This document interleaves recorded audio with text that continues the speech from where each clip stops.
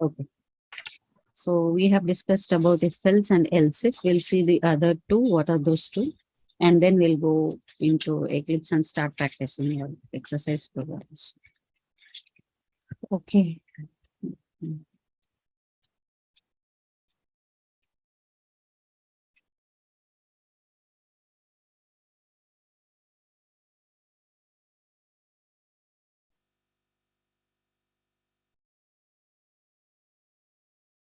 So conditions we started yesterday. The first one which we have seen is if else,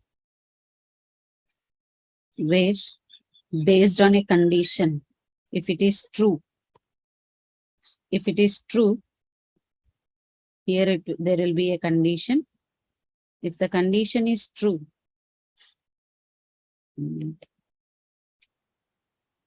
if the condition is true, this piece of code will be executed, true block. If it is false, then this block of code will be executed, false block. Okay. The same way, so this is the syntax. So this is how you need to write the if else condition. So this is the syntax to write if else. Okay. The next one is ternary operator. What is ternary operator? The same thing. The syntax will be changed here. What is that is? So the first part is the condition. You will write the condition here. Question mark. So what is the thing that you need to execute if the condition is true? That means here you will write the true statements. So if the condition is true, whatever you want to execute, that you will write it here, separated by colon. Whatever the statements that you want to execute, if this condition is false, that you will be writing here. So this is the syntax for ternary operator. You will write everything in a single line. This is a single line condition. Single line condition. Like in if else block, you will write multiple lines of code. Here you will not able to write. So in a single line, you will write the condition. And if the condition is true, what you want to execute. And if the condition is false, what you want to execute. So all these things you will be writing in a single line. This, why we call this as ternary operator is we are writing three statements separated by two operators. The first one is question mark, and the second operator which we are using is colon. So this is the syntax of a ternary operator. We'll see this one. Okay, this is the second conditional statement that we use in Java. We'll see the other things as well.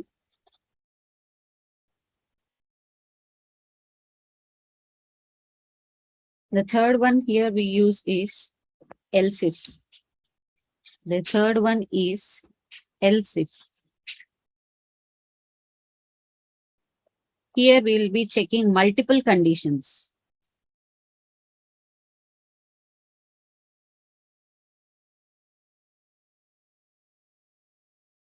Multiple conditions, like first if condition 1,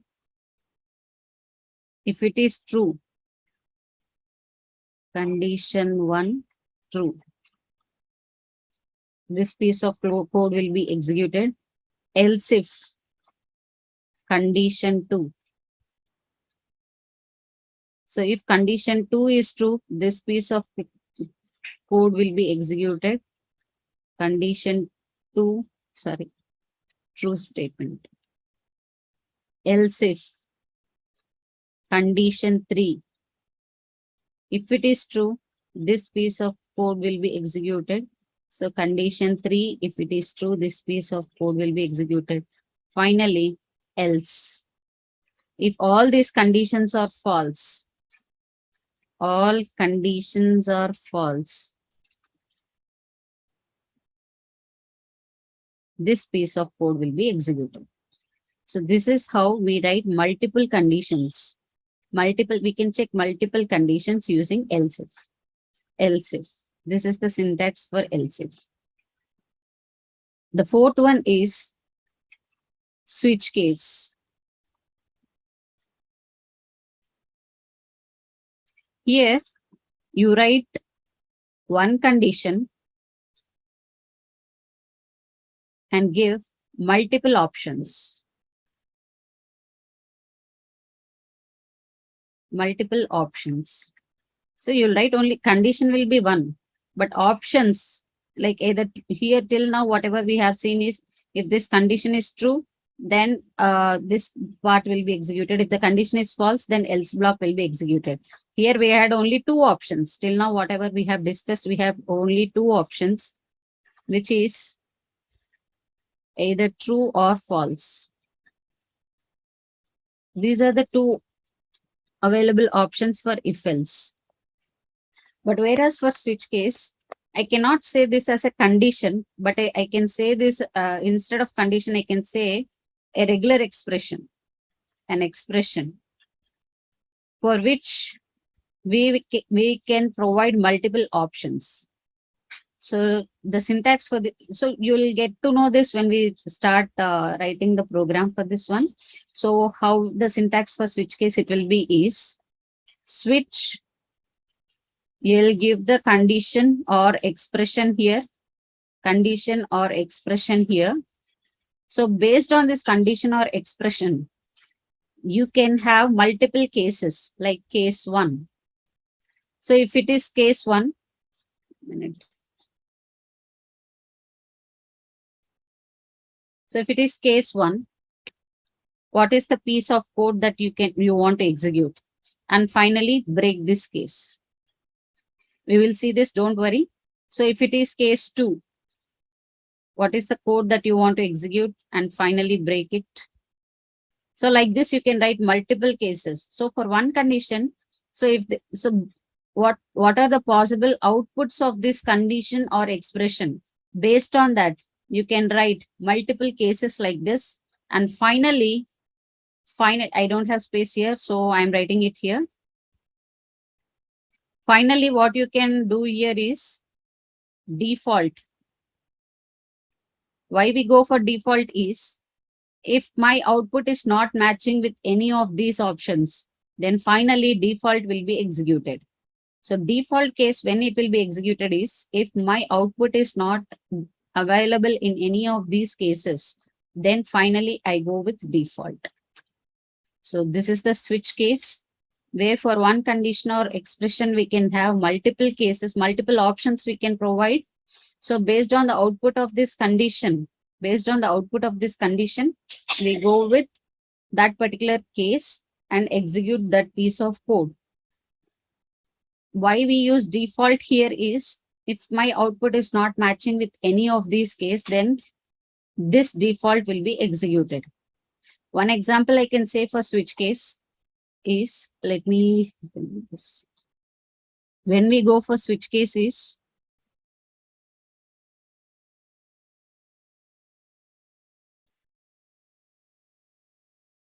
suppose in UI, in any user, any application, like Make My Trip or Abibus, you will be asked to select a date of your journey.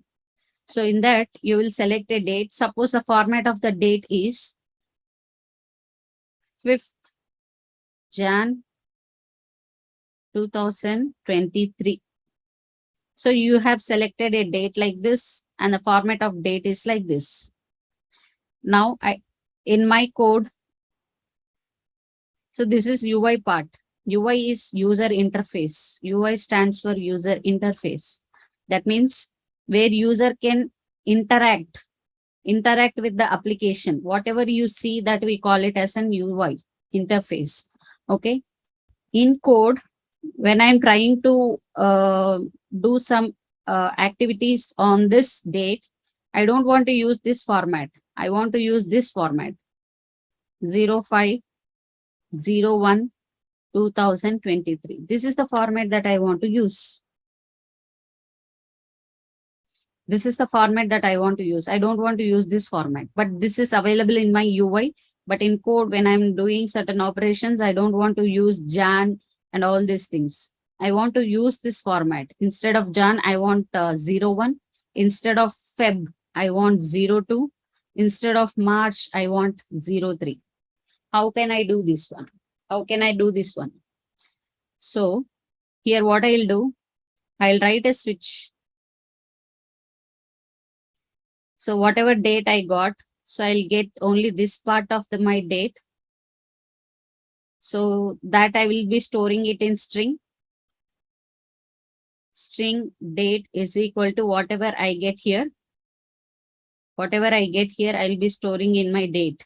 If it is Jan, I'll be storing it in date. If it is Feb, it will be stored here. If it is March, so whatever I get in this place, in between these two slashes, whatever I get, that I will be storing it in date. How we can do that, we'll see. So that I'll be storing in date. So now what I'll do, I'll switch based on this date. So now what will be my cases? Case, if date is equal to Jan, what I'll write? Suppose int date, int converted date. Okay. So what I'll do, converted date is one variable which I'm storing this converted value. So for Jan, I want to store it as 01, right? So converted date is equal to 01 and then break this case. Now next case is Feb. So if my date is Feb, what I want to do, converted date is equal to 02. And I want to break this one, break this case. I'll write here for case March. What I'll do, converted date is equal to 03. Finally break. So like this, I'll write all my cases and default I have to write. So default what I'll do, if my, so apart from Jan, Feb, March, April, May, June, July. So if I get anything else, suppose if I get the date like XYZ like this. So if it is any value apart from the cases, so what I want to do, I just want to print invalid date. So apart from this, if I want to do any, so apart from these expected cases, if I get any other thing, what I want to do, that I'll be putting in the default case. Okay. So here I will end my switch case. Now I got the converted value. So if my date is Jan, so this case will be executed and I'll get the converted date as 01. If my date here, if it is Feb, the converted date will be 02. So if I get the date as March, so I'll convert, the converted date is 03. So I'll get the convert. So for each and every uh, month here, I'll be converting it into appropriate integer values. Here it is a string and I have converted it to integer value. So this is one example where we use the switch case. So for one value, for one condition or for one regular expression, we will be providing multiple choices. So what are the possible outputs here? Based on that, we'll be writing the cases. And apart from that, if we get anything, then we use this default case. So we'll see examples for each and everything so that you will get clear understanding. So we'll start with if else.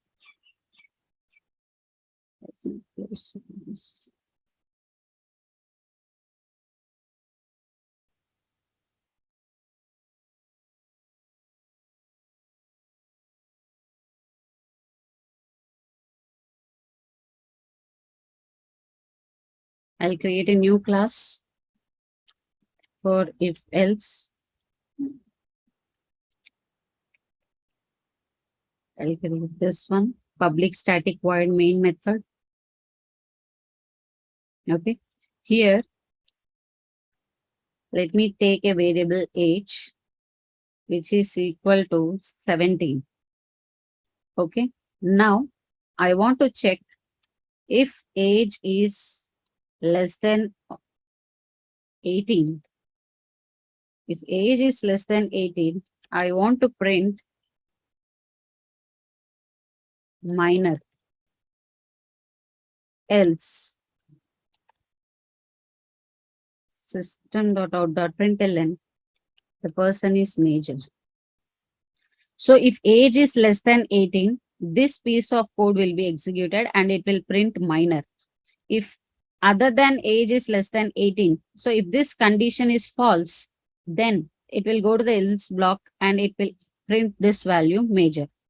So let me save this program and run it. So age is less than 18, so it printed minor. So what about the other two cases, like if age is equal to 18? So let me run that one. Can someone tell me which part will be executed, which block will be executed? If age equal to 18.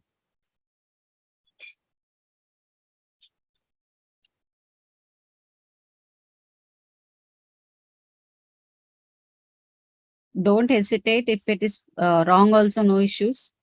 Just give a try. So which block will be executed, either if block or else block? Definitely one block has to be executed. Else block. Good. Else block will be executed, because here we are checking only if age is less than 18. If it is greater than, or the other two cases are there, if it is greater than or equal to. So in those two cases, else block will be executed. Okay, let me run this program. So major has been printed. So if this condition is true, then only this if part will be executed. And in all the other cases, else block will be executed. Okay. One minute.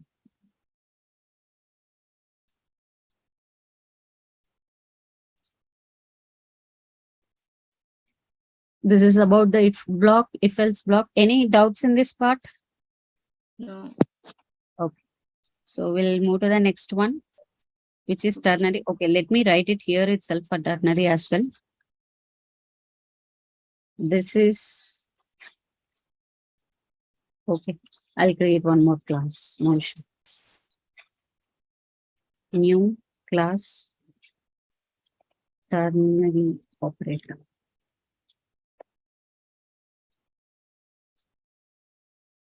Okay. I'll write the code. Just observe the code and tell me the output. Okay.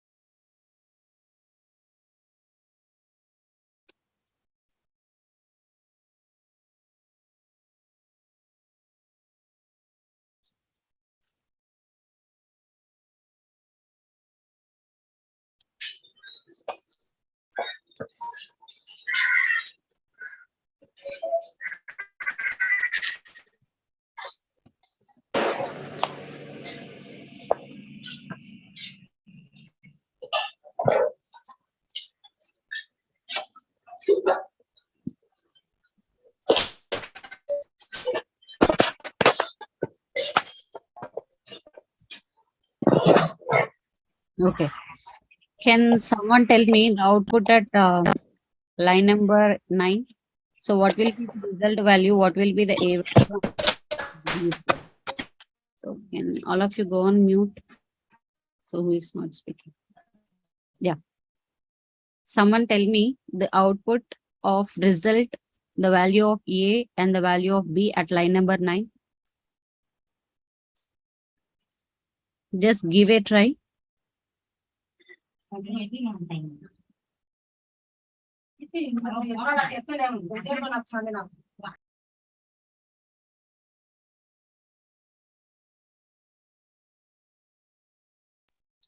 So here at line number 8, what we are doing here is we are checking the condition. What is the condition?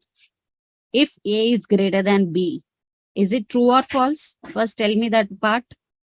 Is A greater than B? What is the value of A? The value of A is 1, B is 1. So is A greater than B? No. So false. So if it is false, which block will be executed? This part will be executed. That means post increment of B will be executed. Okay. And that value, whatever value is there, that will be returned. So output of this conditions, like if A is greater than B, what is the value that we are executing? This part, else block will be executed. And that value will be assigned to the result.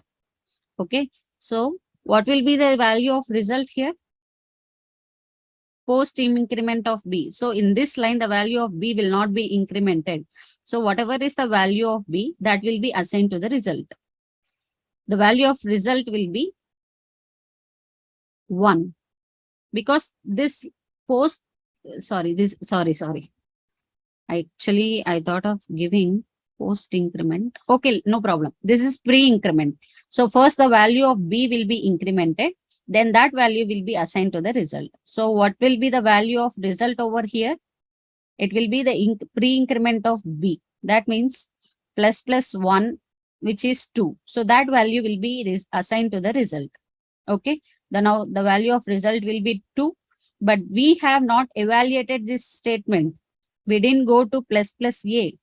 Okay, let me explain it in the board.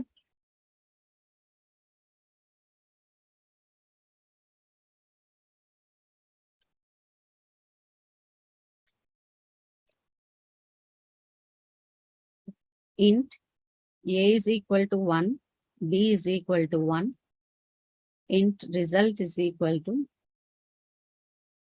A greater than B, question mark, plus A, colon, plus B. Okay, now let me write the values here, A, B, result. What is the initial value of A? It is 1. Initial value of B is 1. Now result value, how we will get, it will be evaluated.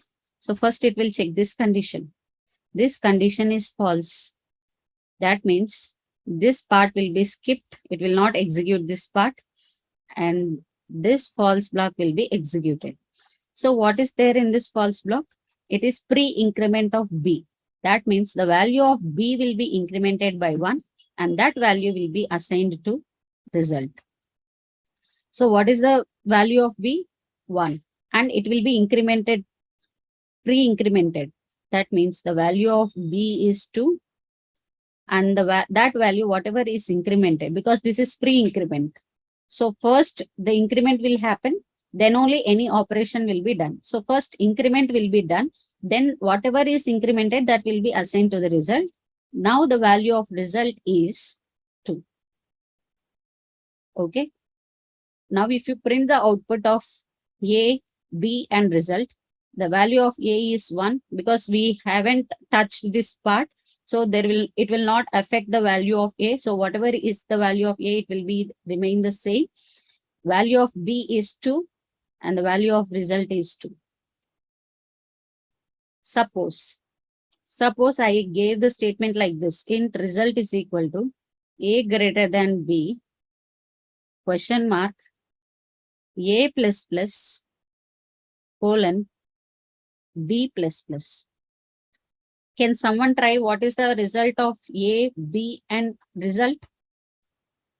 Can someone try this one? Initial values are same. A is equal to 1, B is equal to 1. So let me write that also here. A is equal to 1, comma, B is equal to 1. So A is 1, B is 1. Can someone tell me what will be the output? What will be the result? What will be the value? 2, madam. 2. Where? The value of result is 2. You are saying that. Yeah. A. Now A is 1, B is 1. Now I am printing here after, so suppose this is line number 7, line number 8, line number 9. System.out.println, I am printing result A and B. Now tell me at line number 9, what will be the B value and what will be the A value? Because this statement is false. A is not greater than B. So this is false. Definitely this part will not be executed. That means no change in A. We are not executing this part itself. So no change in value A. The execution will go to this part B plus plus. But here it is post increment. Increment. Post increment. This is pre increment. Understand the difference? So as it is pre-increment here, first increment B value will be incremented by 1, then it will be assigned to result. Here it is post-increment. Post-increment. So first what will happen here is B value will be assigned to result. First part, this one. Then B value will be incremented by 1. First value of B will be assigned to result. Then only B value will be incremented. But whereas here, first increment will happen, then the value will be assigned to result. Here, first value will be assigned to result, then increment of B will happen. So now the result value, first B value will be assigned to result will be 1, and then B value will be incremented by 1. Now value of B will be 2. This is the difference. So if you print result A, B, these are the values. A will be 1, B is 2, result is 1. A is 1 here in this case, B is 2 here, and result is 2. So let's see the output. Save this program. So I gave pre-increment here. We'll see the output.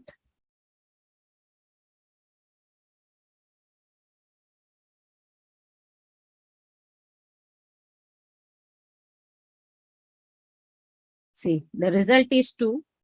A is 1, B is 2. This is pre-increment. Let me go with post-increment.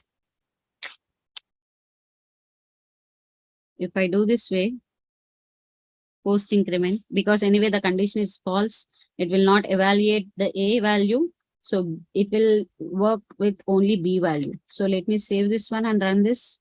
So here in this case, the result is 1, A is equal to 1, but B is 2.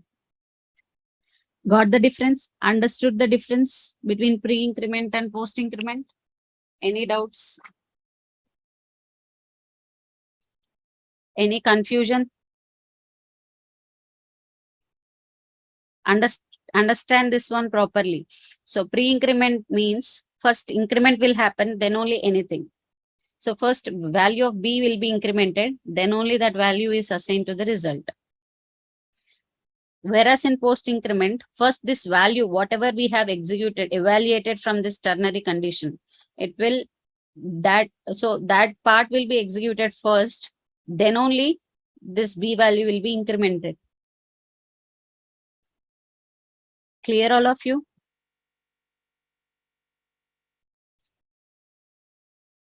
Yes, we are clear. Yeah.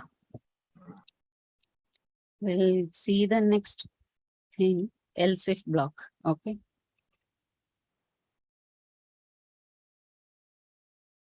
No problem.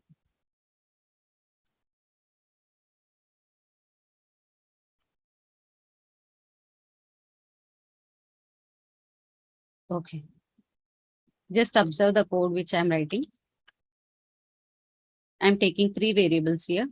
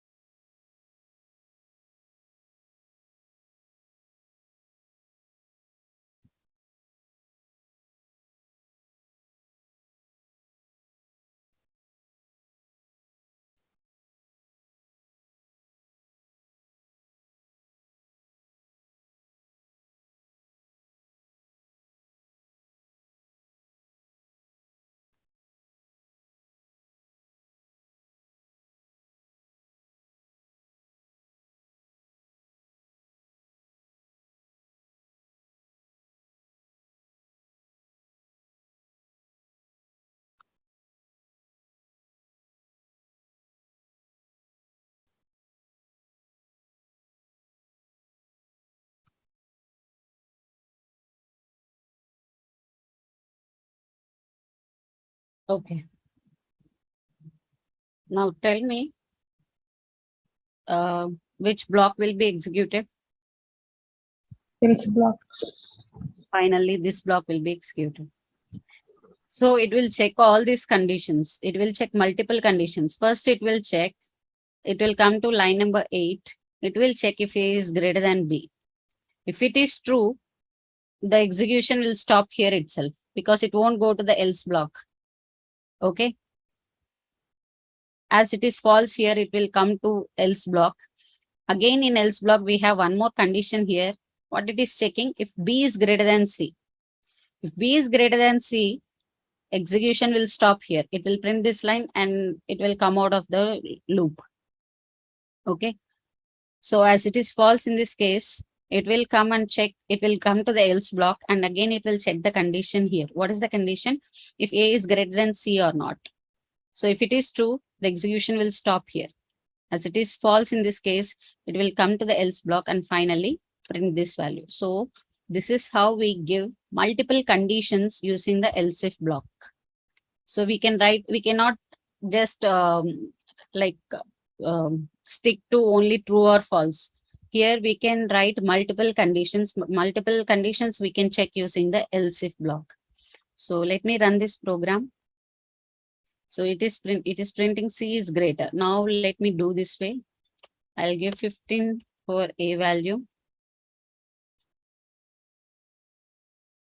So A is greater than B.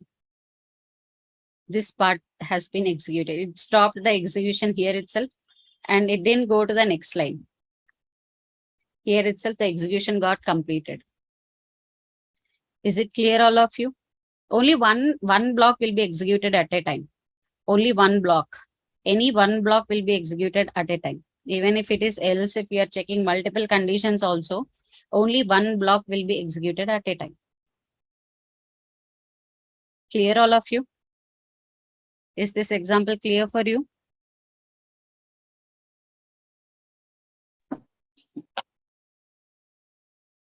Okay. So, Yes.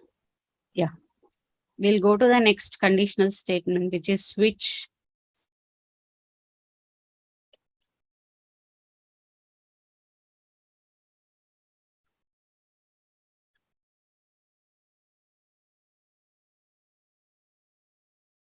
Okay. Let me write the code like this.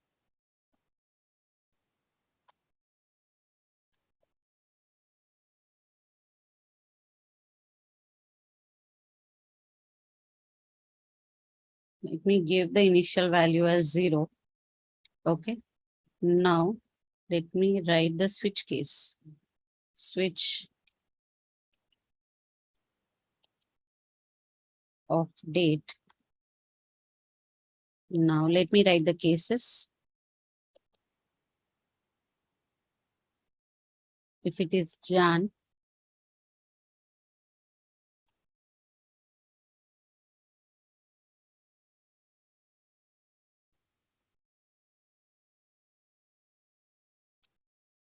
why we need to use the break here? So, break is a keyword. Here, case is a keyword. So, whatever things you are seeing in red color, those all are keywords. Those all are keywords. Why we are using this break over here? The break here is once the case is executed, the flow has to stop here. Uh, Unlike this if else, the execution, so once if this condition is satisfied, the execution will stop here itself. That is automatically happening in if else. But whereas in switch case, we have to manually break that case. So once if this case is executed, we have to break it. Otherwise, it will go to the next case and execute this as well. I'll show you the difference why we use break. So using the break and without using the break, I'll show you the difference. Then you'll get to know and why we are using this one.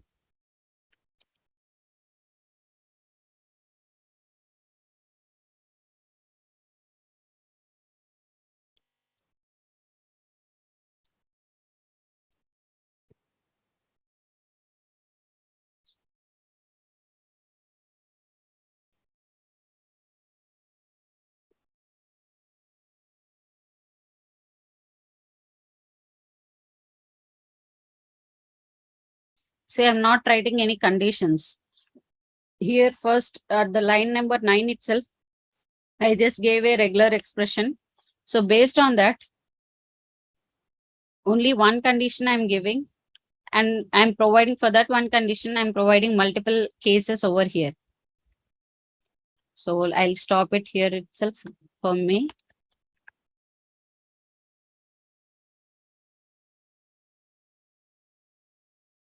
And now I'll write default case.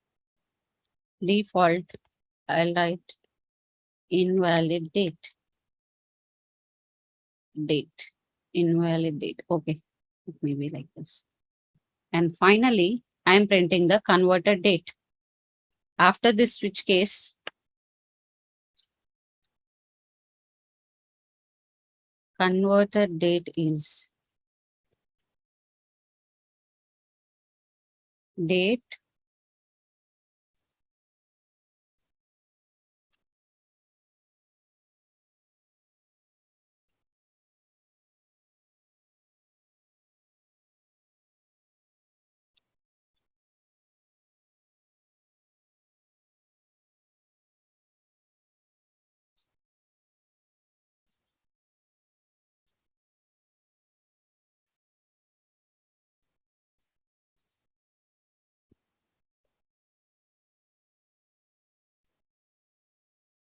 okay. Let me remove this part. So after this switch case, so switch will end here. After this switch case, one value will be assigned, any one value, either 01, 02, 03, 04, 05. Any one value will be assigned to the converted date, because at a time only one case will be executed. Only one case will be executed. And after that execution, we are giving the break, so it won't go to the next case. It won't go to the next case. So finally, only one value will be assigned to converted date. That value we are going to print it here. So after this switch case execution, we are printing the value of this converted date. We want to see whether this switch case has been executed correctly or not. Okay, let me save this program. Now run it. So what will be the output here? What will be the converted date value after this switch case?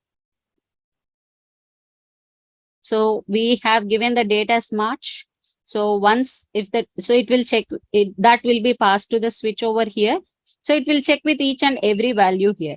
So is this date equal to Jan? No. So it will, this case will not be executed. So it will go to the second case. It will check if the date is equal to Feb. No, it is false.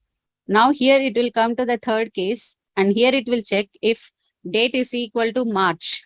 Yes, it is matching. So the date which we have given is 7. At line number 7 is March. And the case which we are checking at line number 16 is March. So both these are matching. So it will come into this case. It will assign a value to the converted date. So what is the value that we are assigning to the converted date? 03. That means March is the third month. So we are assigning integer equivalent value for this string date.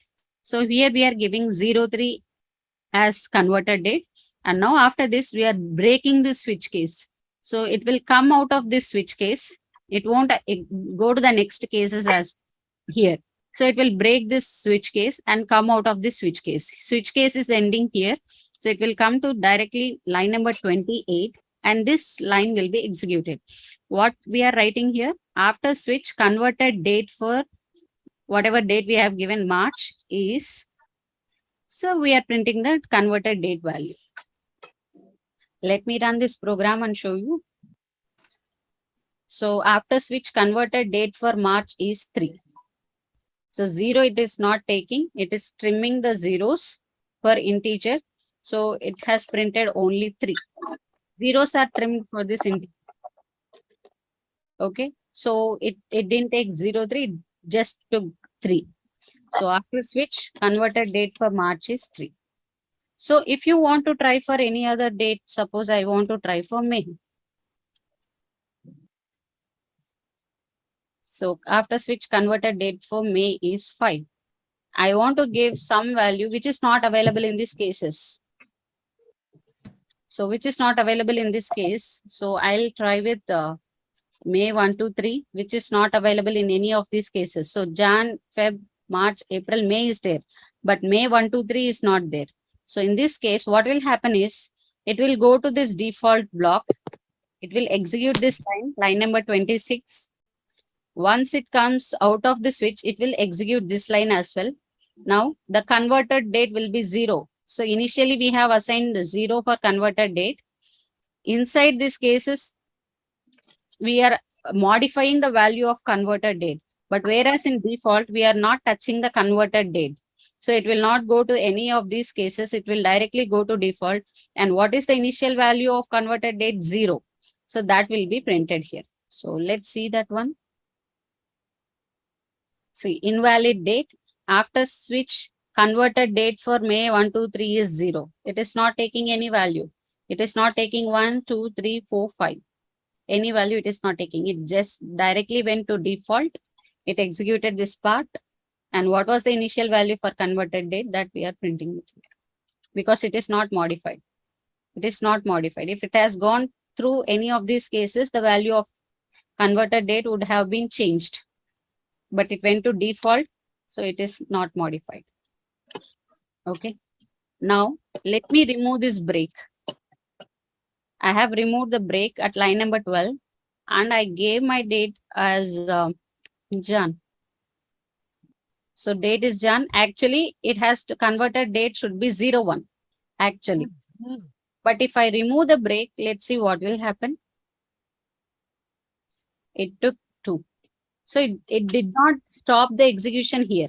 It did not stop the execution here. It went to the next case and it has taken the value of converted date as 02 because there is no break here. It didn't break. It didn't stop the switch case over there. So that is the reason why we need to use the break in a switch case. We need to manually break the execution of the switch case. But whereas in else if, no need to use the break and all. So it will automatically get stopped, then the condition is met. But whereas in switch case, we have to manually break that flow by using the break keyword. So interview point of time, they'll ask you, so what is the difference between else if and switch case? You can tell a lot of differences, like in else if we check multiple conditions, but whereas in switch case, based on one condition, we can give a lot of options. In else if the block will be terminated once the condition is satisfied, but in switch case, we have to manually break the switch, break the switch by using the break keyword. So these things tell at the interview point of time. Clear all of you? Switch case, is it clear? Conditions? Any doubts? Okay. So now we'll go to the next concept, which is arrays. So till now, whatever we have seen here is one variable storing one value. Suppose int a is equal to 10. So this is one variable a and it is storing one value 10. And now we have seen this way. What if I want to store 100 data items? So I have only one value or two values. Suppose b is equal to 20 or three values, c is equal to 30. So for one data item, I have used one variable till now. So to store 10, I used one variable. To store 20, I used another variable b. To store 30, I used another variable c. But what if I want to store 100 data items? I can't create 100 variables, right? I can't create 100 variables and remember all those variables at runtime. So I can't remember them. It is possible, but not practical to use that. So we can create 100 variables like this. A is equal to 1, B is equal to 2, C is equal to 40. Like this, I can create 100 variables. But practically, this is not feasible for us. So what they have come up is arrays.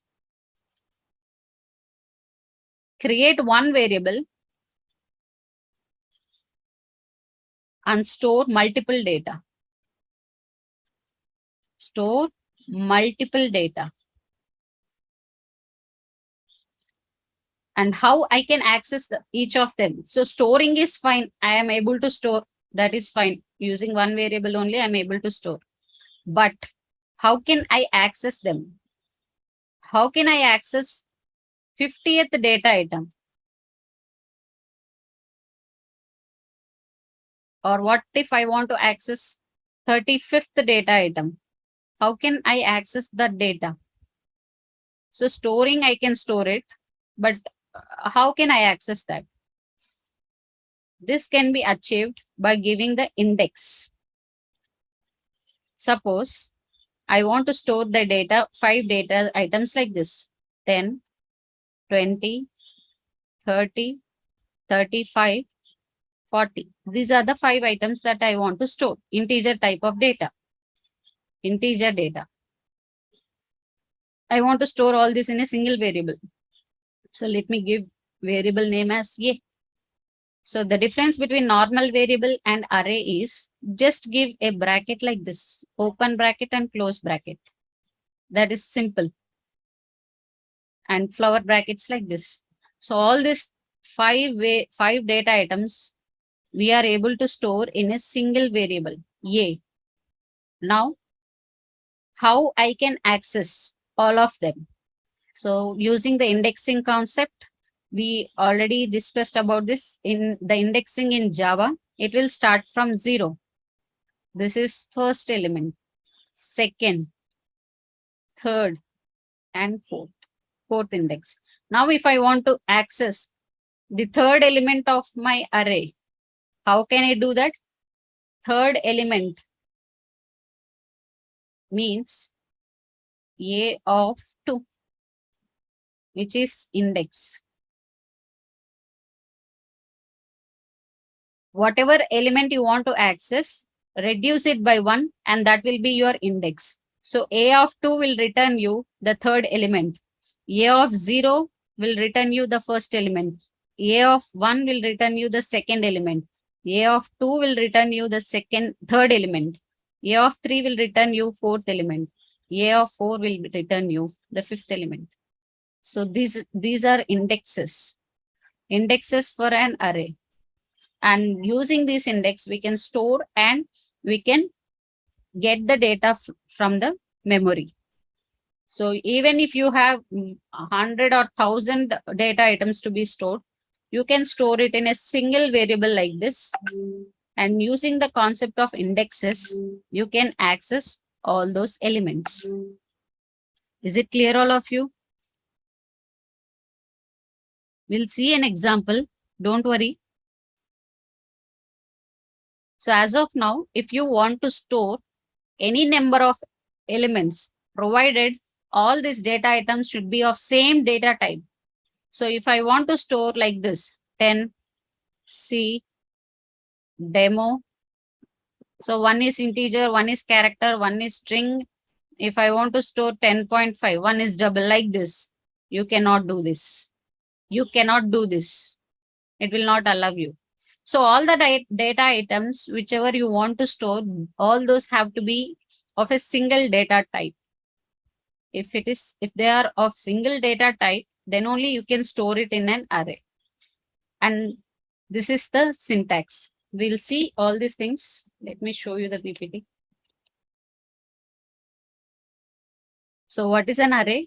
An array is an object which contains elements of same data type. So it will allow the data of same data type. Same data type. So these are different ways how you can declare an array. So we have seen the first one. Sorry, this one. We have seen the third type. So we'll see all these 3 ways how to declare an array and how we can access them. Let me clear all this.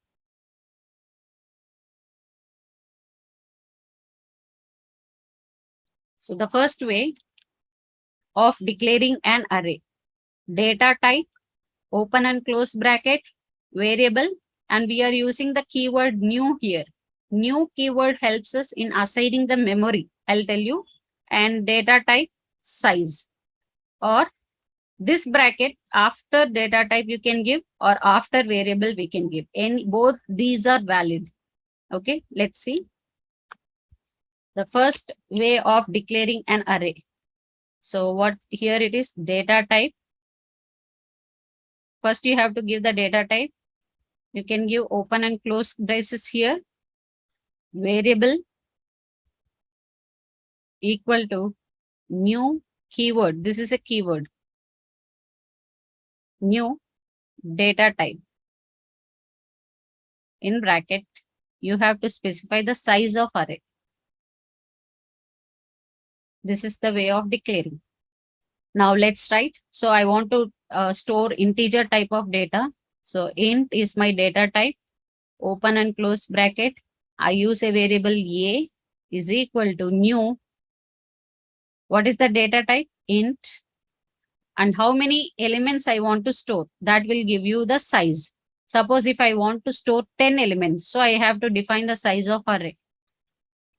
So this new keyword, this is a keyword which helps you to allocate memory.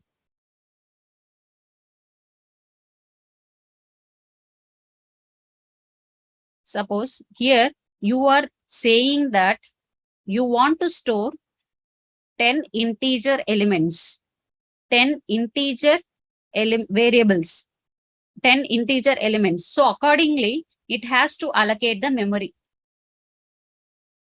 So for 10 integers, how much memory is needed? That much of memory. Initially, int will store up to, we know that int will store data up to 4 bytes. But now, to store one integer variable.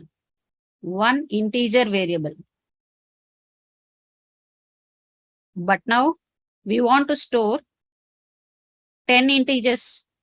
So accordingly, the memory has to be allocated. That is why we give the size here. We give the size over here.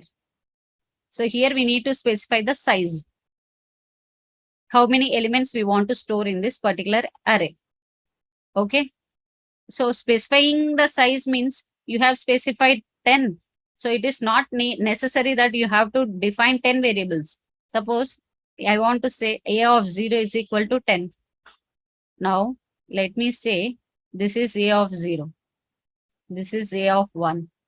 This is a of 2. This is a of 3, like this until a of 9, because array index will end at length minus 1. The size of this array is 10, so index will end at 9. Okay, so these are the memory locations. Now a of 0, what I am assigning? A of 0 is equal to 10. So at this a of 0 location, it will store the value 10. Now if a of 2 is equal to 15, so at this location, a of 2 is equal to 15 will be stored. A of 1 is equal to 25. So at this location, 25 will be stored. It is not mandatory that I have to define till a of 9. A of 9. It is not mandatory. So I gave the size as 10, but I can stop at third position itself. It is not mandatory that I have to assign values till a of 9. So it is up to us, but it will not allow you a of 10. It will not allow you. This is not allowed because you have defined an array of size 10. And if you are trying to access 11th element, it will throw you an exception. It will throw you an error saying that array index out of bounds. That means you have defined an array of size 10, but you are trying to allocate 11th element. It will throw you an error. Array index out of bounds. This is how we assign values. This is the first way. So first define the size and then allocate the values like this. A of 0 is equal to 10, A of 2 is equal to 15, A of 1 is equal to 25, like this. This is the first way of declaring an array. Okay. Now this in other way we can do this one. Instead of int a, bracket here, this bracket I can shift it to here. No issues. Both are same. I can do it like this. Int a bracket is equal to new int of 10. This is also valid. Both are same. Either this is, you can follow this way or you can follow this way. Both are same of declaring an array. Is it clear, all of you? Yeah. Okay. The second way we'll see. The other way.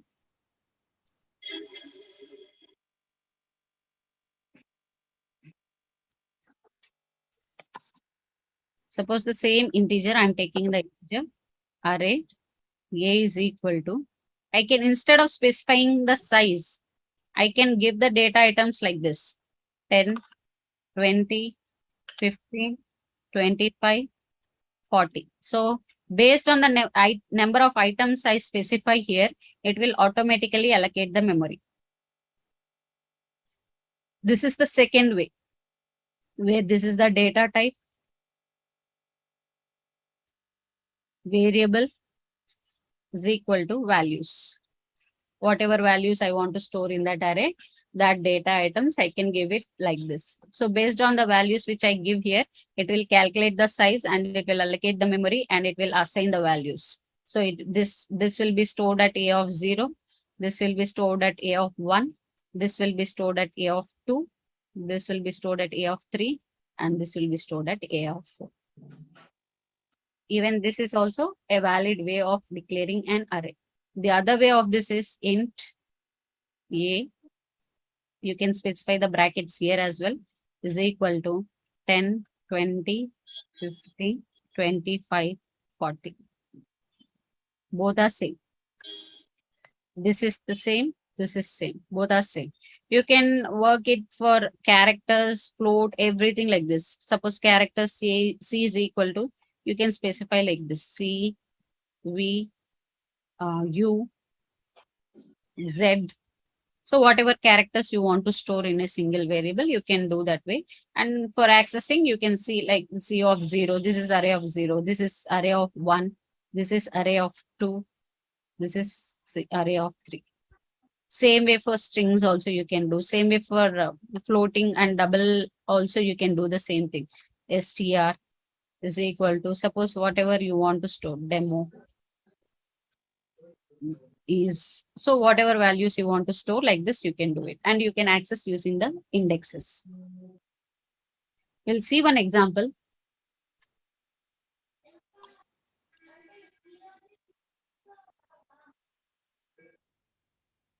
Let me write one example. Okay.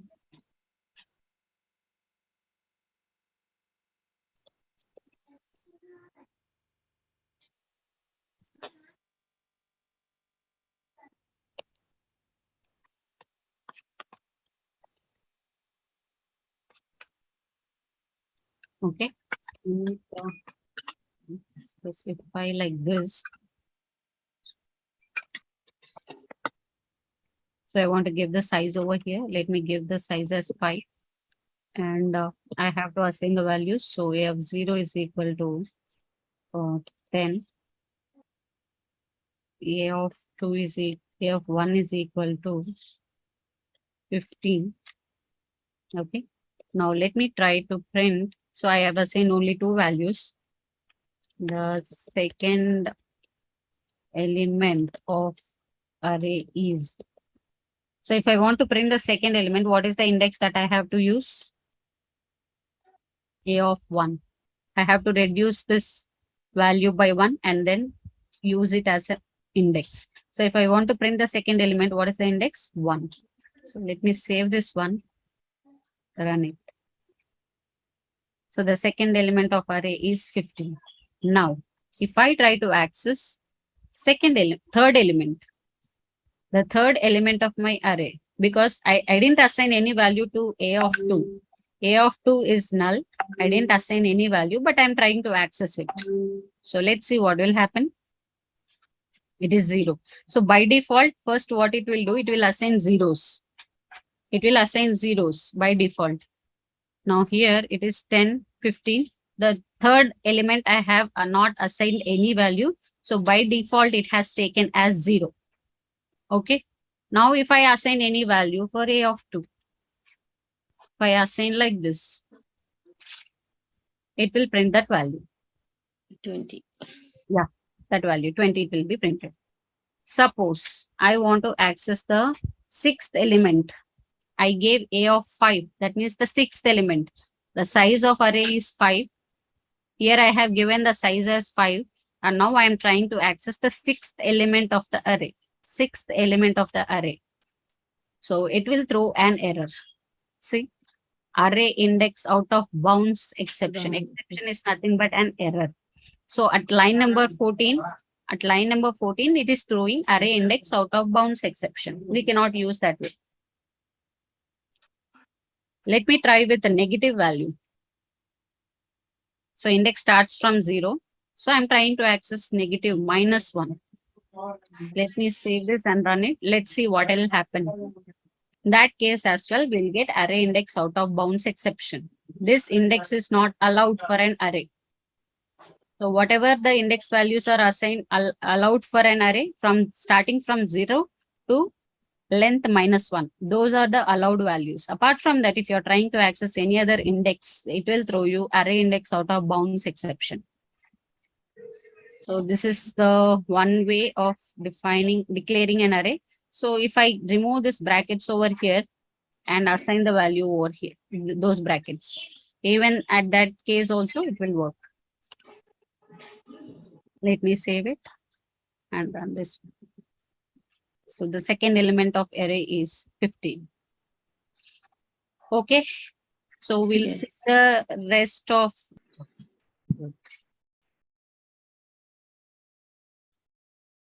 Okay. Now, so this is the first way how to declare an array. So here, data type, variable, brackets is equal to new data type and size of the array. So this is the first way of declaring an array. So now we'll see second way using float variables, floating type data. Okay.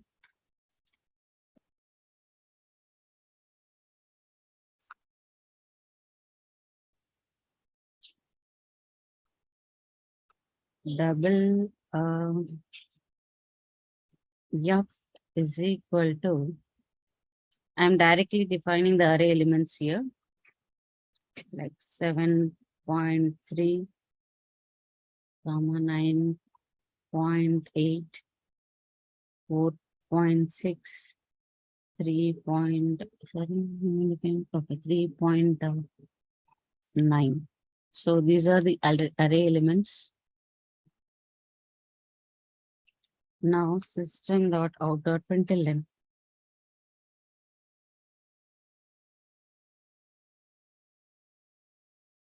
If I want to print the third element,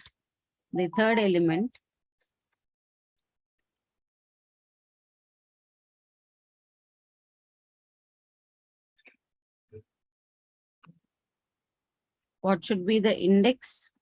Can someone tell me? For the third element, sorry, third element. sorry, can you be allowed? I'm not able to hear you.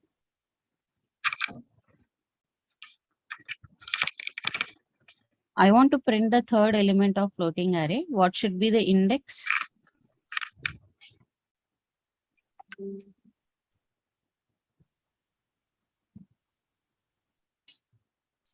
Of 2. Yeah. 2, madam. Yeah. Okay. Sorry, I was not able to hear you. It was an issue. So, okay, 2. That is correct. Now, let's see. Let me save this program, run it. Okay, so the third element of float array is 4.6. So these are the two different ways how we can declare an array. This is the first way. If you want to specify the size and later assign values to the array elements, this is the way how you can declare an array. Or otherwise, if you want to directly specify the array elements at the time of declaration of an array, this is the second way.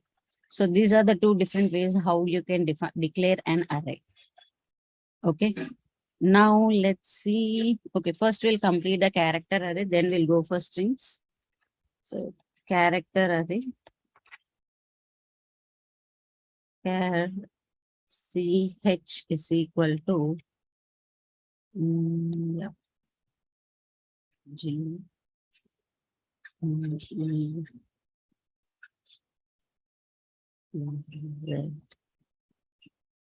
So how many number of elements you want to define? You can define it like this. In a single variable, you can store it. Okay. Here it is. There is a single. Okay. Now let me try to store 49 here. And let me try to print the last element. So how many elements are there? 1, 2, 3, 4, 5, 6. Okay. System.out.println.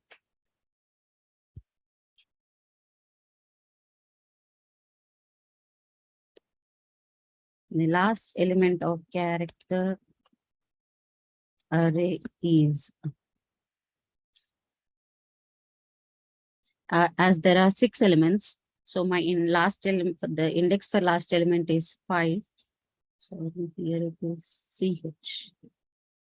Let me save this one, run it. So here it took the ASCII code. So even if you gain integer also, it is taking the ASCII code. Okay. So this is how it will print. And if I want to print any other element, I can take it like this. Ch of 4, last but one element, and run this program. So it will take the character. Okay. So this is about the character array. Now let's see about strings, how it will work.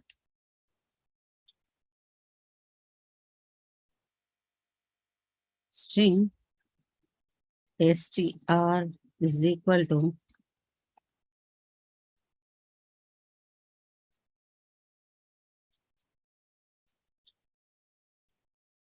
this is,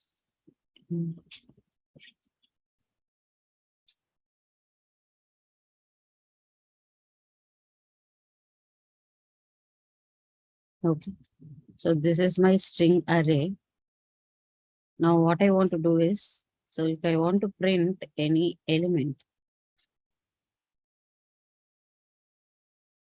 the second element of string array will be str of 1. Okay, this is one way of declaring a string array. So the second element of string array, it is. So the same thing it has printed. Okay, let's see the other way as well. So now let me define a string here. String s is equal to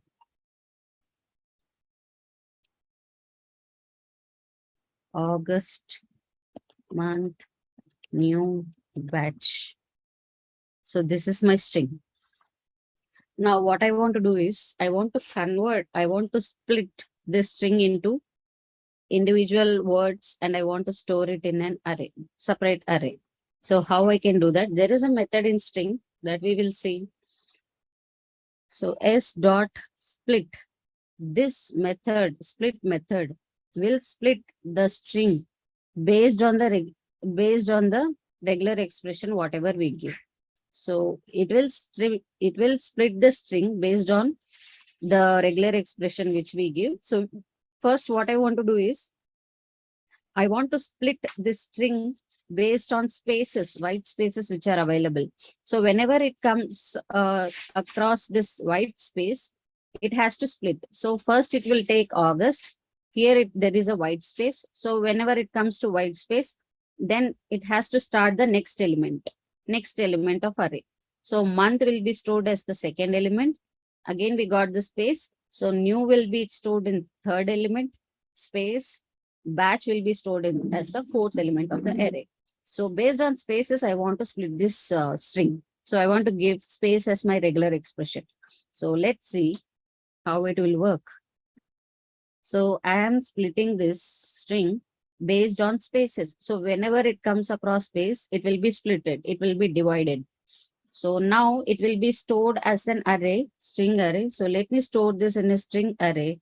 String splitted array is equal to this one.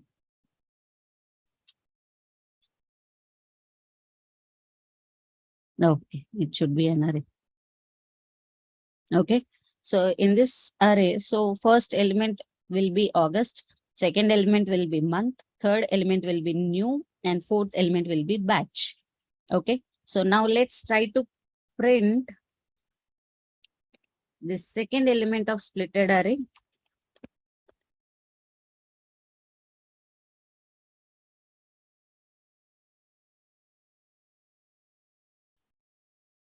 So it will be splitted array of 1. Let me save this one and run it. So the second element of splitted array is month. So this is the one. Month is the second element. So this is how you can create a string array using the split method, which is available in the string class. Okay. You can give anything here. Like I just gave a white space. You can give any other thing. You can give a character. Based on that character, if you want to split it, you can split it. Or if you want to give a word, that also you can do. So now let me try with a character. So I want to split this string based on O, the character O. So here we have O. So until the so it will navigate through this string. So whenever it comes across O, so all the characters before O will be splitted to one element, and all the character next to that O until it reaches the next O. So it will be splitted as the next string. So now let's see what will be the second element. Let me save this program, run it again.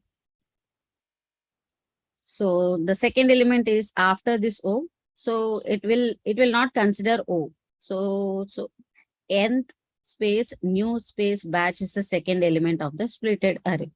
So this is how you can give, or otherwise you can simply give a word also. So if you want to give nth, so based on this sequence of characters, you want to split it. So whenever the execution, whenever the cursor comes across this sequence of characters like nth, so all the strings before that, all the characters before that regular expression will be considered as the first element. All the characters after this regular expression will be considered as the second element. Okay, so let me run this program. So it is space new batch. So this is how you can create the strings based on the regular expression by using the split method of string. Is it clear, all of you?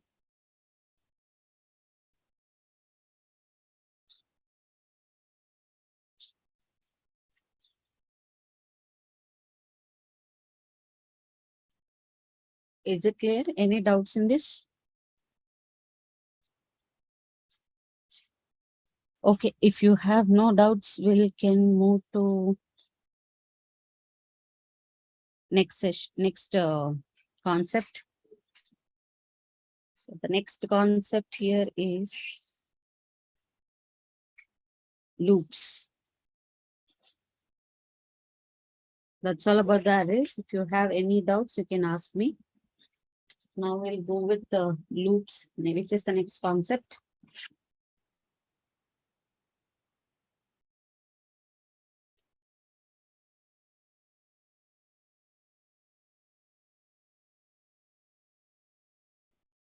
Suppose I have a piece of code. I have a piece of code and I want to run it multiple times.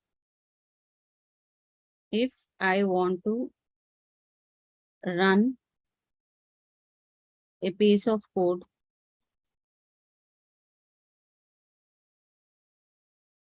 multiple times, it can be possible using loops. I have a code and I need to run this piece of code multiple times, say 10 times. I want to run the same code 10 times. I cannot write this A, B, C, D lines 10 number of times. Again, I cannot write like this A, B, C, D lines. Again, I cannot write like this 10 different times. I have to write this piece of code only once and I want to execute this code 10 times. Okay, so how I can do that? That can be achieved using loops. So loops will help us in executing a piece of code n number of times. Write it once and you can run it multiple times. So if you place whatever code you want to run multiple times, you simply place them inside a loop and give the condition. Based on the condition, if the condition is satisfied, it will be executed. If condition is failed, then it will come out of the loop. So how we can do this, we'll see with a simple example. There are different kinds of loops. The first one is for loop. We will see one by one. This is the for loop. The syntax of for loop is for initialization,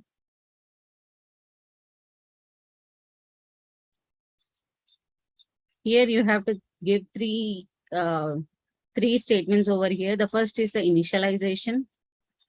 The second one is condition. Third one is increment or decrement. Okay. And whatever piece of code you want to run, you can place it here. So what is the code that you want to run multiple times? That code you can place it here. So now we'll see what is initialization, what is condition, and what is increment or decrement. This is the syntax. So syntax for loop. Okay.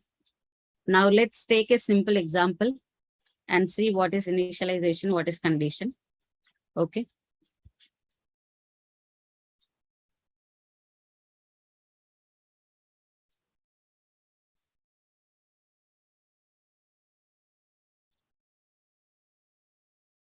Suppose I want to print numbers from 1 to 10. Print numbers from 1 to 10. So I cannot write 10 system.out.println. So system.out.println of 1, system.println of 2.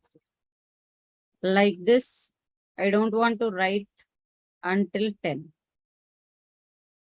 So this repeated code I want to eliminate. I don't want to write the same system.out.println 10 different times. 10 times. I don't want to write like this. So what I want to do, I want to write a single system.out.println. And here this, whatever I want to print, I want to change that. Every time I want to change that. So I can do it using the for loop, any kind of loop. So for now, let's discuss about for loop, how we can do this. Instead of writing 10 times the system.out.println, the same piece of code, by just changing the content which I want to print, I can do it using the loop. So first, initialization.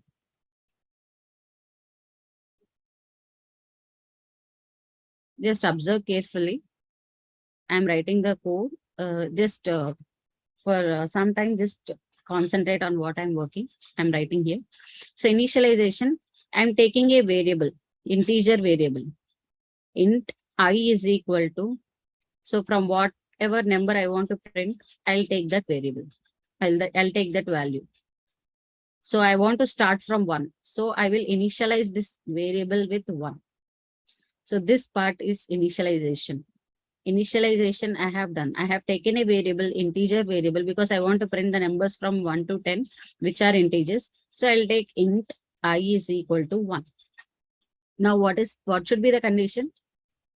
I should not go after. I want to print only until 10, until I value reaches 10. So after this 10, I want to stop this. I want to break this for loop.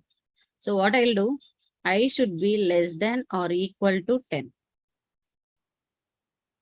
This is the condition. And now every time I have to increment the I value, I plus plus. Okay. Don't worry, I'll explain you.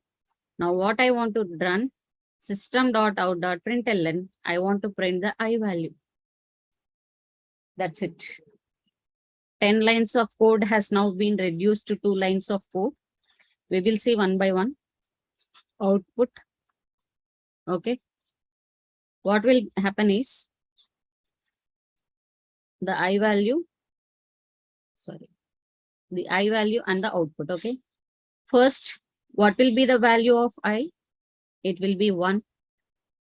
And it will come to this condition.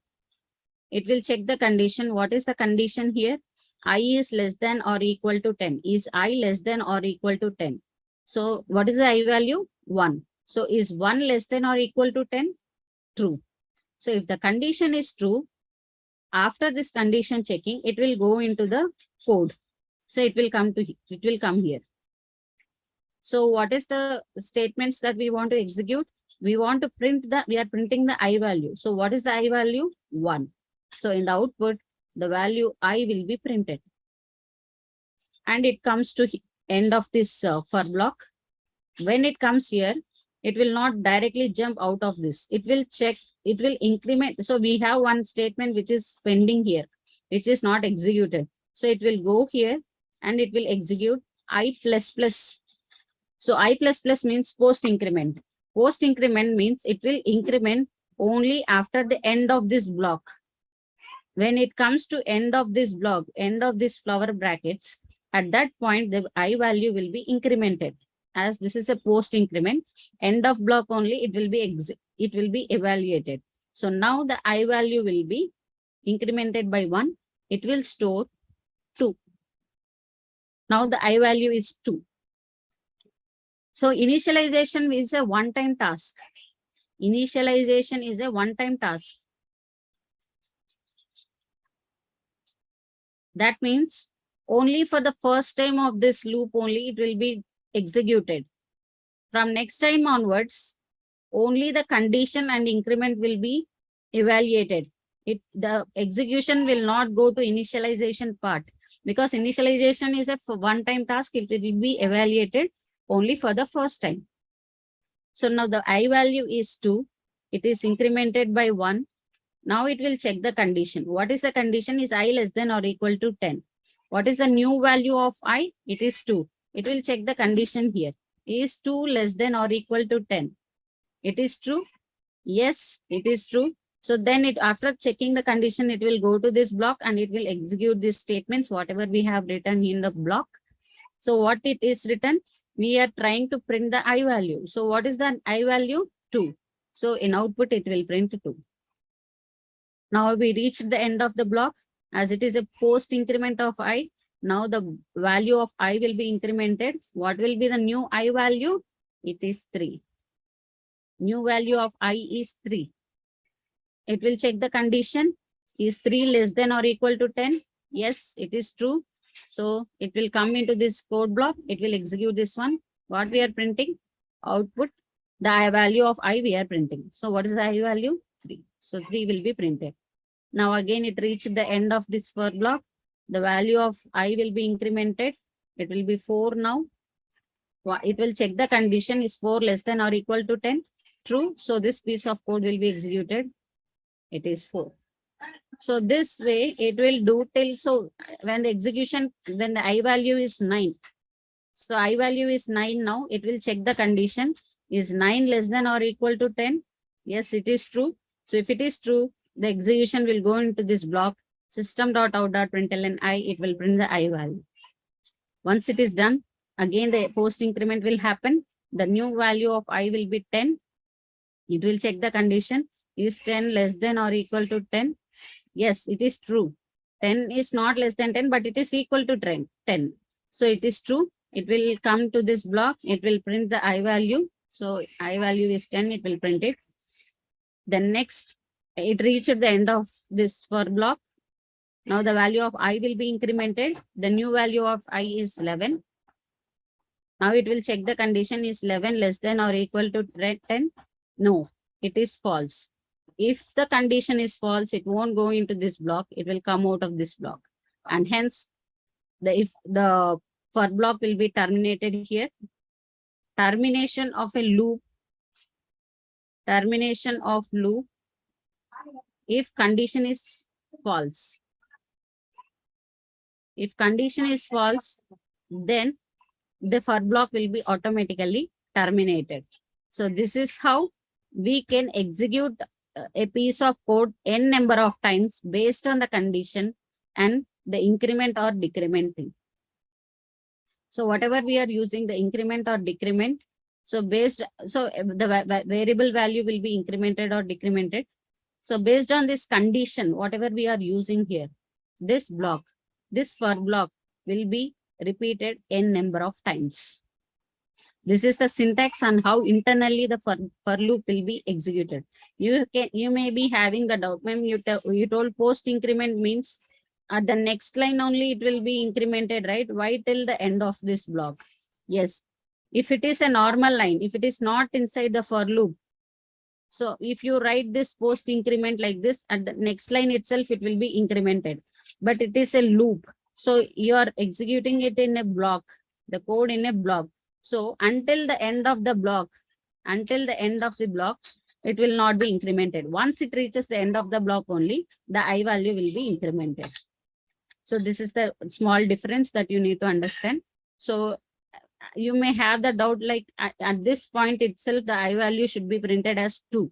But why it is still taking as 1 and it is getting incremented only when it reaches the end of this for block?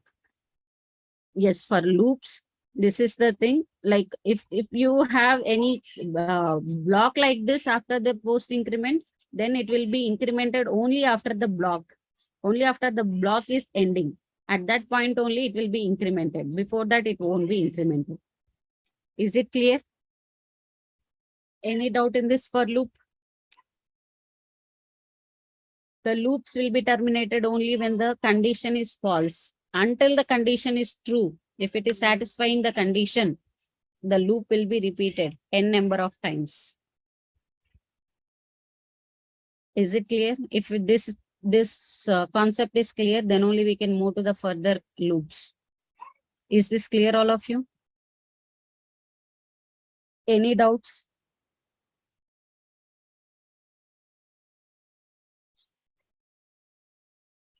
Don't worry, we'll see few more examples. This is one basic example I have given. We will see few more examples. But as of now, is it clear for all of you what is a loop?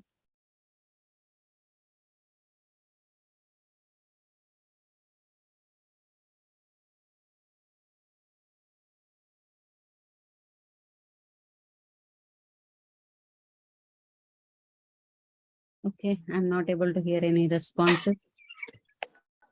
No, Yeah, tell me.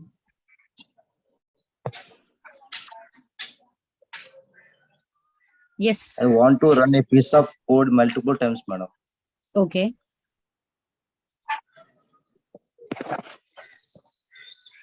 Okay.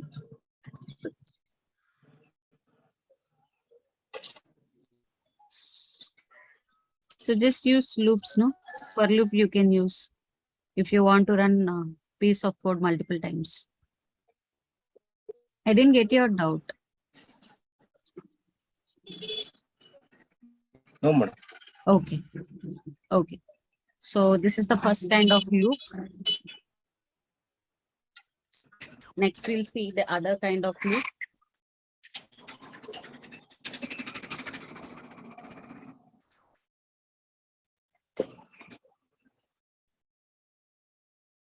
The next kind of loop is while loop.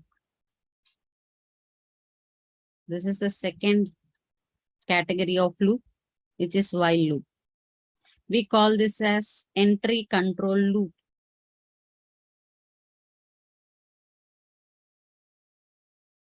Okay.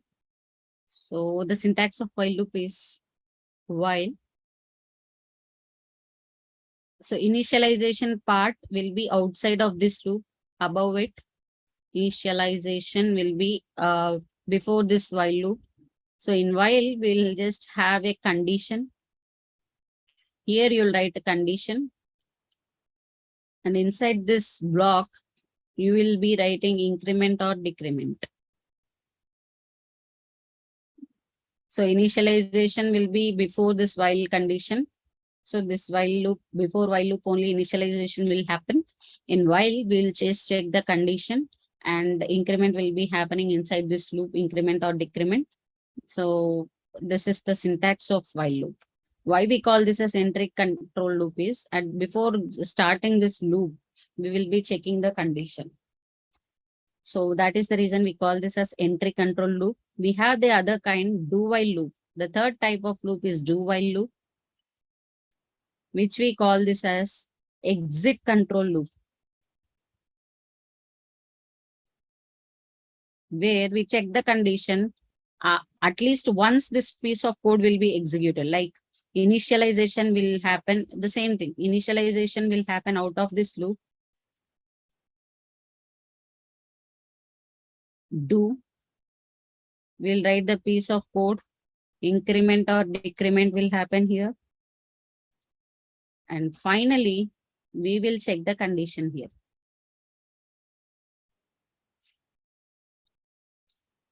So at the point of exit of this loop, we are writing the condition.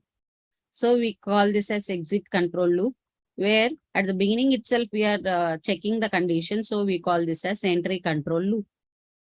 Here, this piece of code will be executed at least once, even if condition is false. Even if the condition is false also, this piece of code will be executed at least once. Why? We are checking the condition at the last. At least once this piece of code will be executed, even if the condition is false. Okay. So when we here, based on condition only, these values will be evaluated. So when we use this exit control loop is, so generally, I think all of you might have used ATM by now, right? So in ATM, when you go, first you will enter whatever the details it is asking. Like it will give you options like if you want to withdraw or deposit or pin change. So it will throw you some options. You will select any one option, and based on that, it will ask you few details like enter your PIN number or enter some details. So if you selected withdraw, it will ask you the amount to withdraw. Okay. And you will enter everything. And finally, it will check the condition. What is the condition? Whatever amount you have entered, it is available or not. So at least once all these operations will be done. The condition is checked at the end. Before entering all these options only, it is checking the whether the amount is available or not. So whatever amount you entered, it will check that once, and it finally it will display. If the balance is available, then it will dispatch the amount. Otherwise, it will throw you an error saying that insufficient funds. So this check, whatever we are doing, it is happening at the end. Like so initially it is taking all the details, and finally it is checking the condition. Based on the condition only, it is dispatch. It will either dispatch the amount or it will throw you an error, insufficient funds.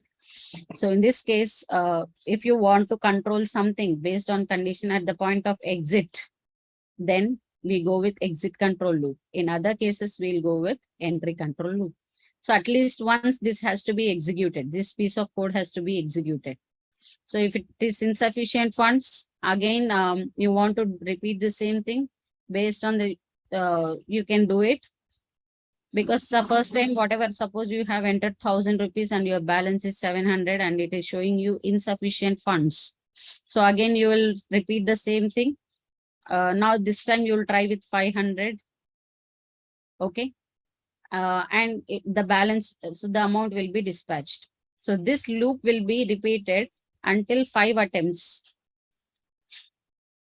You can run a loop, you can check this things until 5 attempts. After that, it will show you like card is blocked or something like that. The error message will be shown. So this we call it as exit control loop. This is one example where we use this do while loop. So where we have to check the condition at the end. At the time of exit, we are checking the condition. So we call this as exit control loop. Okay, we'll see some examples for both of this.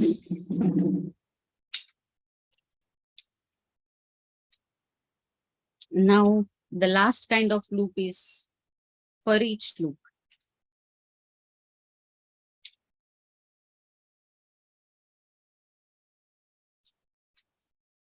For each loop. Here, I'll say like irrespective of the condition. Irrespective of condition.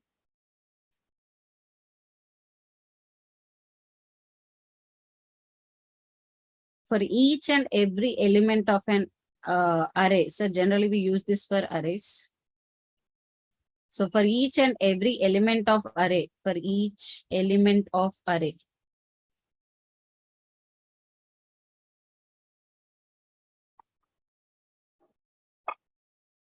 the piece of code, whatever we write,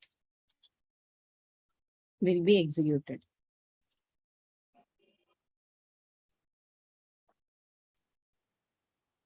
So the syntax for this is for each, okay, I have an integer array, say int a is equal to, like I have like this 10, 20, 30, 40 like this. For each element in this a, for each element. So as this is an integer array, I'll create one variable int I in a. So this is the syntax. Like this will write, and whatever code I want to run. Suppose system.out.println print I into 2. So what will happen here is, so this is my array element, and now inside this in for each, I'm creating one more array variable. So let me write like this, I value and array element. Like this. So the first time, what will happen is we are creating one integer variable here, I. So it will point to each and every element of this array. So in A array, for each and every element, the value will be assigned to A. So initially, what is the initial value of the array? 10. So that value will be assigned to this I. So I will be assigned with the first element of array. And now, so it will check the condition here. What is the condition that will check here is if this array has next element or not. So if this array has next element, so then it will go to this inside this block. If it doesn't have any next element, then it will come out of this loop. So initially it will point to null and it will check, it will check if this array has any element or not. As it has the first element, so that value is assigned to I and it is going into this block. Now it will print, what is the I value? It is 10. Now I'm printing. So here I'll print the output. What is the output? I into 2. I am multiplying each and every element with 2 and printing it in the output. So I value is 10. In my output, I am printing I into 2. So 10 into 2 is 20. So I am printing that value. This loop is terminated here. So it will check the condition. So does this element has any next element? Does this array has any next element? So now my pointer I is pointing to 10. I is pointing to 10 and it will check if there is any next element. Yes, there is a next element 20. So if there is any next element, that value will be assigned to I. So now the I value is 20 and the condition is satisfied here. What is the condition? If array has any next element, array A has next element or not. So this is the condition that it will check. So if it has next element, the loop will be repeated. If this loop will be terminated if the array has no other next element. That means it reached to end of this array. So now the I value is 20 and it will come into this block. It will execute this line. So what we are printing? I into 2. So the I value is 2. I value is 20. 20 into 2 is 40. That will be printed in the output. Now it reached the end of this for loop. Now again it will check the condition. I value is pointing to 20. Here it will check if this 20 has any next element.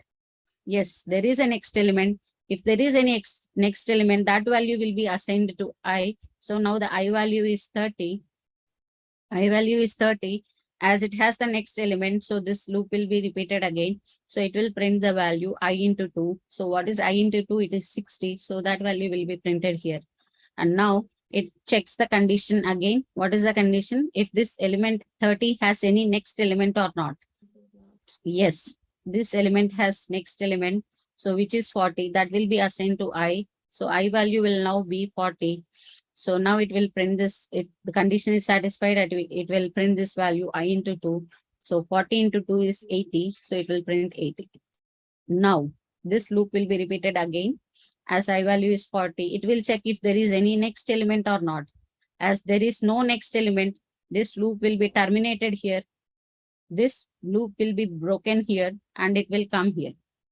The execution will start after this end of this loop. So this is how for each loop will work. So based irrespective of any condition or any increment or decrement, it will execute a piece of code for all the elements. For all the elements of the array. So whatever logic or whatever piece of code we are writing here, that will be executed, evaluated for each and every element of the array. Is it clear, all of you, for each loop? Yeah. Any doubts? So here we are not going to write any condition or increment or decrement, like unlike other loops. This loop will be if you want to run a piece of code for all the elements of an array, in that case we'll go with for each loop. Is it clear? All the 4 kinds of loops?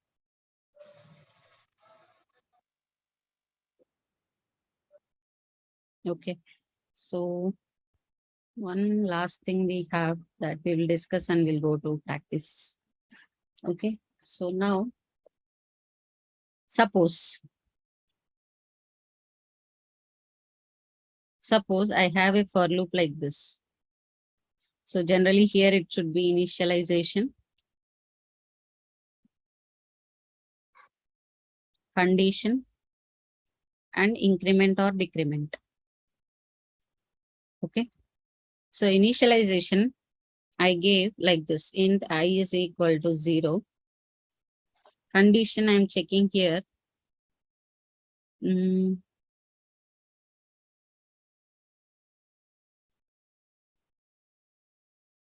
Okay.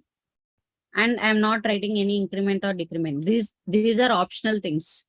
Like initialization we have to do, condition we have. So increment or decrement, it is optional. So I'm not specifying this one. So and now I'm writing system.out.println I value.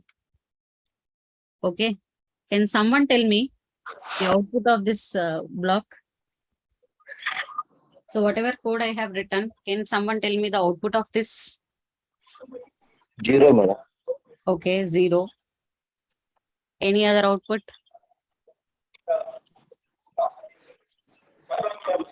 Someone told me output as 0. Okay. Apart from that, any other output? Any other try you want to give? I'll call this as infinite loop, because infinite loop. So the output will be 0, 0, 0, 0 like this. The output will not be terminated because the condition every time it is going to satisfy. See, first I value is 0. It will check the condition 0 less than 1, true. It will come here and print the value as 0. So every time the value of I is not getting incremented or decremented. So it is the same. and the condition is going to be true all the time. So condition is true forever. It is not going to become false. So loop will get terminated at a point where a condition is going to become false. But here, as I'm not specifying any increment or decrement, this loop will not be terminated, and it is called as infinite loop. Infinite loop. So when the condition is not going to become false at any point of time, then the loop will be repeated. So the output will be 0, 0, 0, 0. It will continuously print zeros. This loop is not going to break. We have to manually break it. Condition is always true because we are not incrementing or decrementing the I value. Like this, we have few more examples for infinite loops.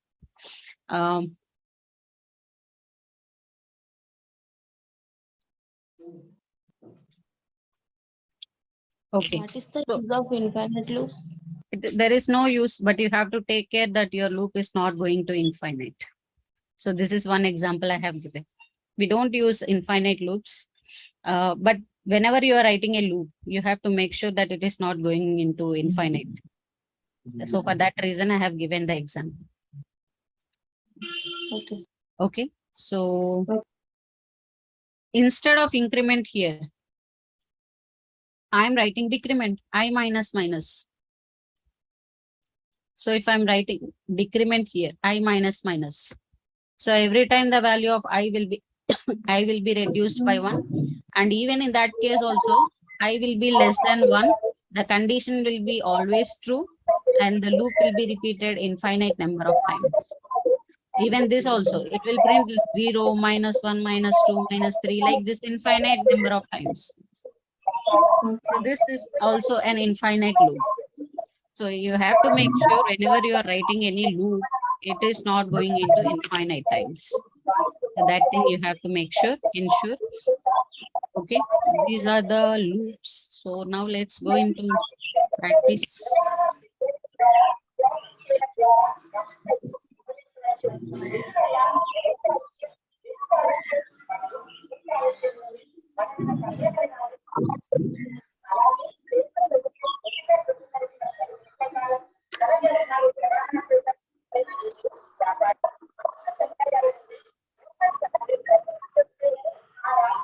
Okay, so let me print values from 1 to 10 using for loop. Okay, so initialization part, even for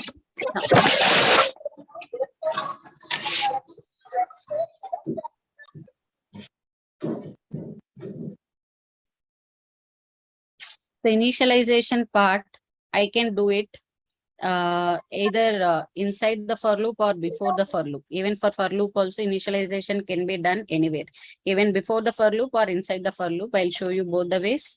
So let me do the initialization part even before the for loop. So I am taking the I value as 1. Okay, here itself I am initializing the variable, and now let me use the for loop. So initialization is done already. So I am not going to specify any initialization inside the for loop. Now I am checking the condition I is less than or equal to 10 and I plus plus. Okay, even this is also valid. You can do this way as well. Now I want to print system.out.println I. Let me save this program and run it. So it printed the values from 1 to 10. 1 to 10, the values are printed. So this is the basic for loop. So even increment or decrement also, I can specify it here or at the end of the, so anywhere in between, I can specify this wherever I want based on my logic. So it is not mandatory that I have to give it in the line where I have defined the for. So it is not mandatory that I have to give the initialization and increment part at the line 8 itself. It is not mandatory. I can give it, specify it anyway. So within this, before this for block only, I have to specify initialization. I have to specify before for block, and increment or decrement, I can specify it either here or inside the for block. I can specify it anywhere. Okay, so let me run this program. Okay, so this is the increment and decrement. Suppose I'm not giving this, increment value. So my condition is going to be satisfied. It is always going to be true. It is not going to become false. Now let me run. So observe the output here in console. So what is going to happen? So it is printing 1 1 1 1 1 continuously. See, it is not stopping. Execution is not stopping.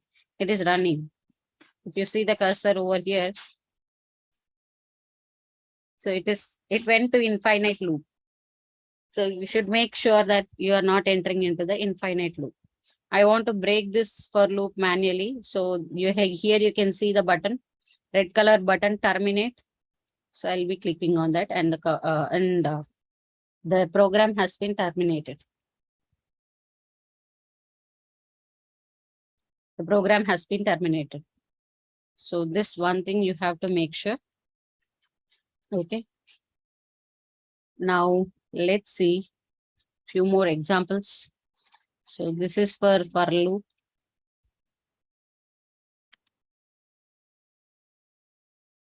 We'll write the same thing for while loop.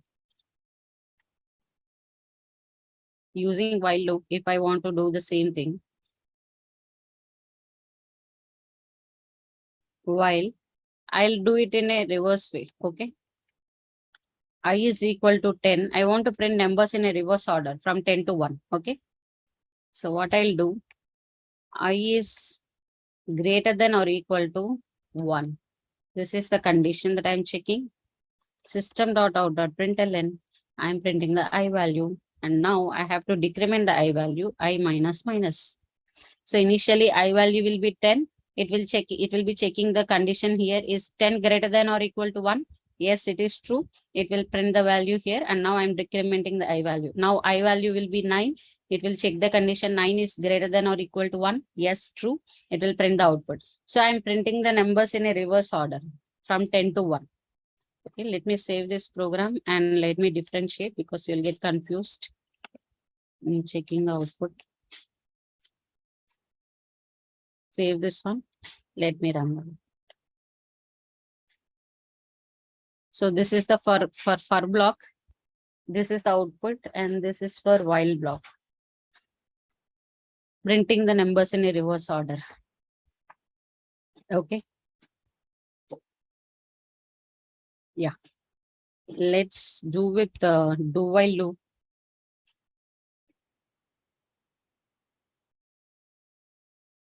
As this is exit control loop, we'll give a false condition and we'll see if condition is satisfied or if the piece of code is executing at least once or not. Okay, before this, let me differentiate.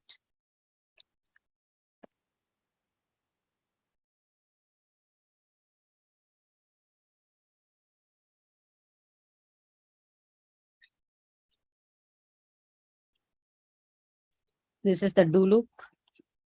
I am writing.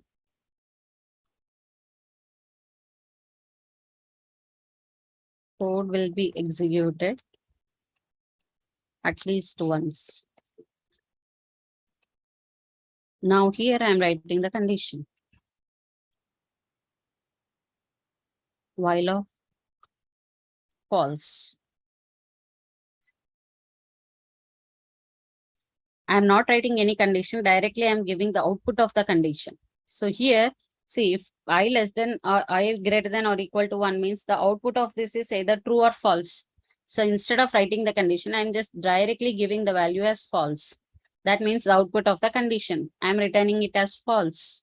So even though the condition is false, let's see if this line number 28 is getting executed or not. So let me save this program and run it. See, code is executed at least once. So I'm giving the condition as output of the condition as false, but still this piece of code will be executed at least once. This piece of code will be executed at least once. So that's why we call this as exit control loop. Okay. Now we'll see for each loop. For this, let me define an array.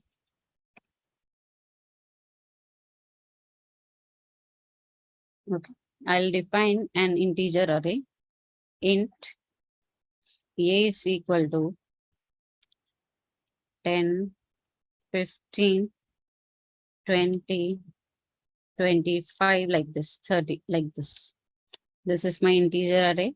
And for each array element, I want to do a task for each. Just give type for each and give control space. It will show you this one. Select this.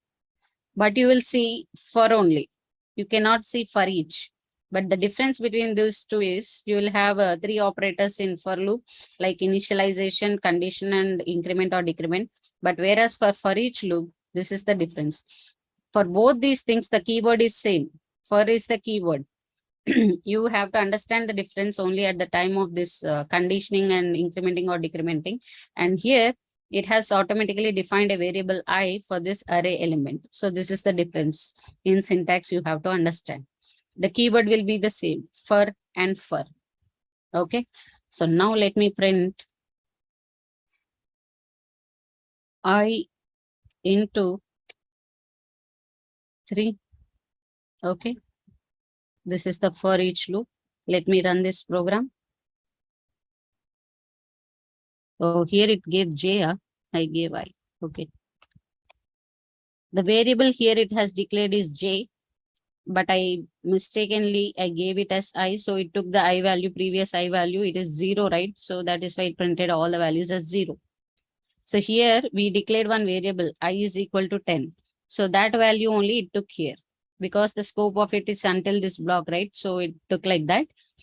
Now I changed this one integer variable J into 3. Now let's see the output.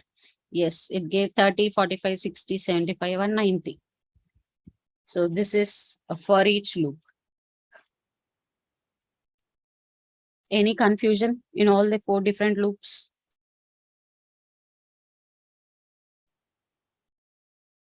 Is it clear, all of you?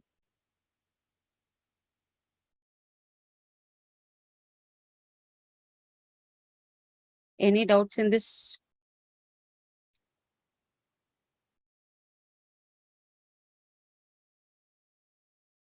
Okay. So it's been long time. We'll practice some programs. I'll give some exercise programs. You start practicing them.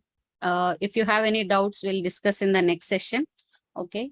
So I'll give some exercise programs for you.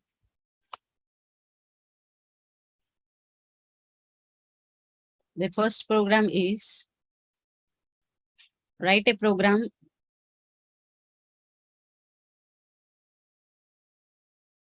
to swap 2 numbers. Like if int a is equal to 10, sorry, int a is equal to 10, comma b is equal to 20, you have to interchange these values. So you have to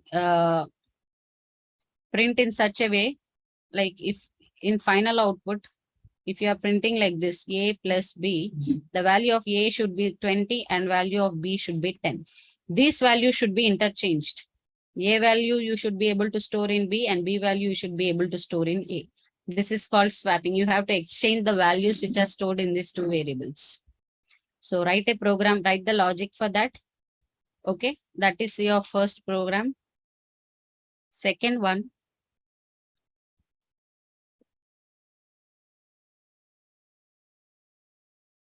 write a program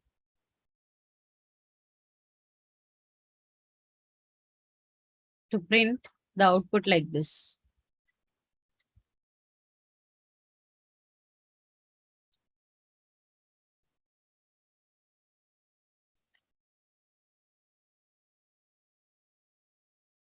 Any symbol you can use. I'm using the asterisk symbol like this.